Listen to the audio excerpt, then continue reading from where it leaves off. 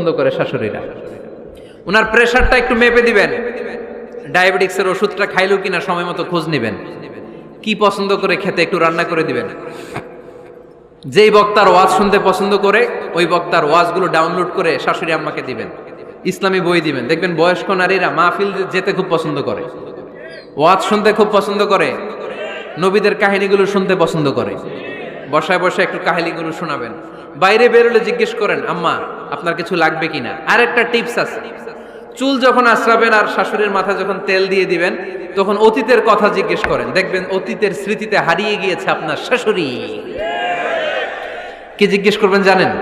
জিজ্ঞেস করবেন, আম্মা জান মুক্তিযুদ্ধের সময় আপনার বয়স কত ছিল? ওই সময় মুক্তিযুদ্ধের সময় আপনাদের এলাকায় কি কি হয়েছিল মা? আরেকটা প্রশ্ন করবেন, মা বিয়ের সময় আপনি কেমন ছিলেন?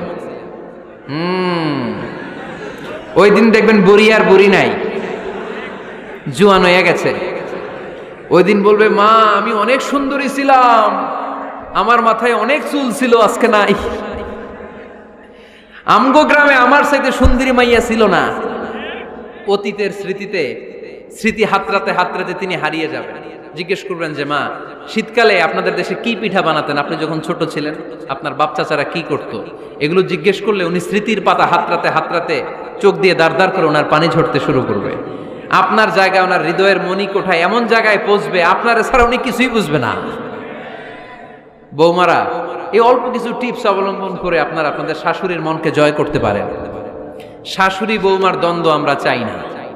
আমরা চাই শাশুড়ি বৌমাকে নিজের মেয়ের মতো জানো, আর বৌমা শাশুড়িকে আপন মায়ের মতো ভালোবাসুক, ঠিক কিনা?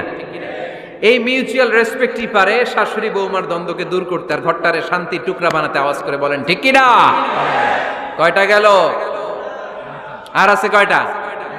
দোয়া করবেন একে অপরের জন্য। দোয়া সাইয়েদনা ইব্রাহিম ফ্যামিলির জন্য দোয়া করতেন, রব্বি জাআলনি মুকিমাস সালাতি ওয়া মিন যুররিয়াতি রব্বানা ওয়া তাকাব্বাল দুআ।